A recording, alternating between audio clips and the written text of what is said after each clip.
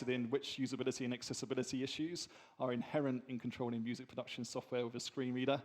And that's based on an assumption that there is a distinct difference between usability and accessibility. And this is something that we kind of tie ourselves in knots in sometimes when we're having a chat as a group. So we'd like to kind of speak to you a little bit further about that today. We're interested in how tactile control surfaces might improve usability and accessibility of music production software. We're interested in whether visually impaired sound creatives experience a greater degree of cognitive load when operating DAWs in comparison to their sighted counterparts. So really based on the assumption that the screen reader workflow is arduous. I mean, that's something that I assumed, I think, at the beginning of the research project, but I'm not sure I necessarily still feel that is the case. I'm going to split the keyboard, right? I'm going to split. Select live.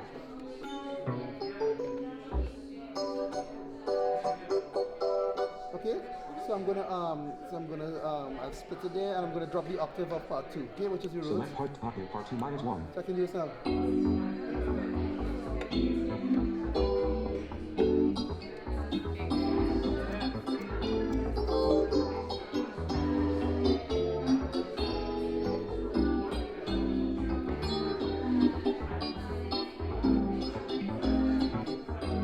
There's a number of things that we're hoping to do as part of the project. Now that we've got an amazing amount of insights from our interview participants, we're going to try and understand where those barriers exist in people's workflows, and as Alex pointed out, if those barriers exist, and the nature of those barriers.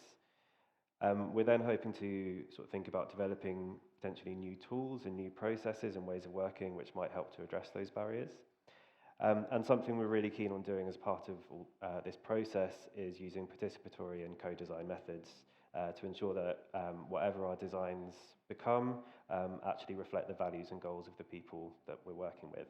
It's an uphill thing. It doesn't flow really. It's not something you can give to kids and they're just running with it, you know, and starting to put sounds together and have fun. And it should be fun and it should be easy. It feels like the technology is incredible that we have. The accessibility needs to be incredible too, doesn't it, to keep up and to widen that access. And sound tech and music tech, it should be a fun thing, like paints, like crayons, something you can just get going with. A sighted young person or a child could pick up a fistful of crayons or paints and just start creating, just start making a mess, just start scribbling. But music tech isn't like that. You could have a go on a piano and bash the keys, but the sound on sound kind of angle is still a technical thing, and this applies to all kids really. Everything that I know now about music tech, I've learned from the community, you know, from people, from my own sort of research, and that's great, but it shouldn't be like that. Anyone who wants to get into that in a sort of formal way, through education, through school, through college, should have the same sort of chance as everybody else. And you shouldn't have to burden yourself with trying to find the solutions as well as trying to actually learn a subject, because it's just not going to work. Everything is there now for music tech to be a viable option for VI people. And that's why I think bridging the gap is such a great phrase, because that's what we need to do, is to bring that more into the mainstream, I guess, and just make it even more of a viable option. The community side of it is, again, something fairly unique, I think, around the accessible stuff, just in terms of like how engaged everybody is. There's a ton of collaboration that happens. There's people from all over the world, from different backgrounds, different cultures, blah, blah, blah, blah, collaborating, helping each other, that kind of stuff. And I think one thing that's a real asset for us is the amount of community-generated resources as well. Thinking of technology, okay, what would be a new vision of technology within the studio that would improve accessibility for VIB creatives? So we're thinking about new technology that would improve accessibility for VIB sound creatives. I have redesigned a plugin that I find incredibly frustrating as a VI user. The original plugin is a sort of shade of pale grey with white knobs and sliders. Okay. So I cannot see I can't differentiate between them.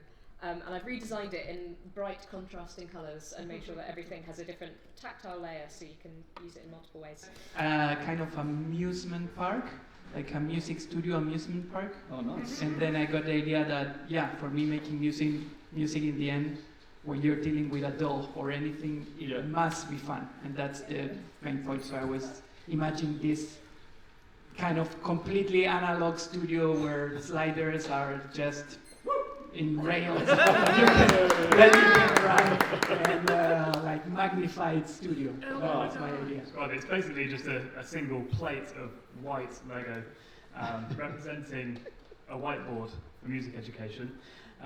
It's got wheels and a windscreen and spoiler attached, and the device is going to drive forward accessibility in music education. Nice! Here's the dilemma.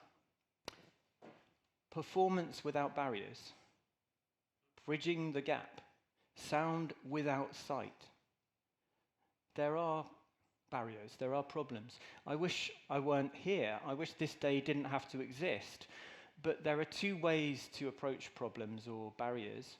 One is to whine about how awful everything is, and the other is to acknowledge that there is a problem and trying to find solutions. Should we, as blind people, devote our time and energy to finding access solutions and trying to support other blind people, or should we just get on with it?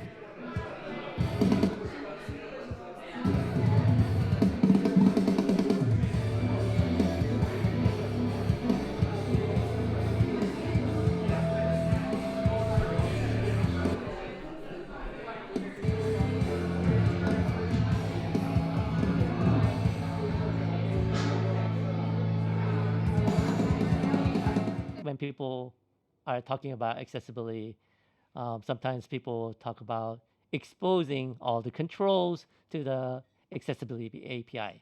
Well, I think nowadays we passed that, even though a lot of software lacks those kind of capability, but I think we have to move on and beyond just exposing controls. If we use automation, we can have computer to do those kind of thing much better for students and free some headspace so students can focusing on their artistry and the performance and the fun part of it instead of like worrying about user interface and struggle. We're really poised, I think, at a moment now when things could really fundamentally change if the education sector can kind of recognize the power of what is contained within the technology that is now completely available on the market. What we've looked at today is quite specialist, but it's not that far off being completely mainstream, accessible, and delivering a totally different educational experience. So that's really,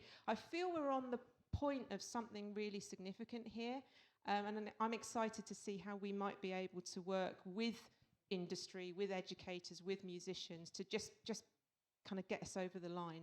Technology can take away a lot of the physical reactions and interactions that we expect to have with instruments. And sometimes that lack of feedback can actually make them more inaccessible. And also the tendency for electronic musicians to go after an aesthetic that is it looks a certain way, and it features mainly just, a sleek black aesthetic and colorful LEDs. And those things aren't necessarily perceivable by everyone. We've seen firsthand how impactful this can be. We've seen how this can completely change the life of certain musicians, certain customers. We've seen the impact of NKS and the reach. Great, we want to do this for other products. How?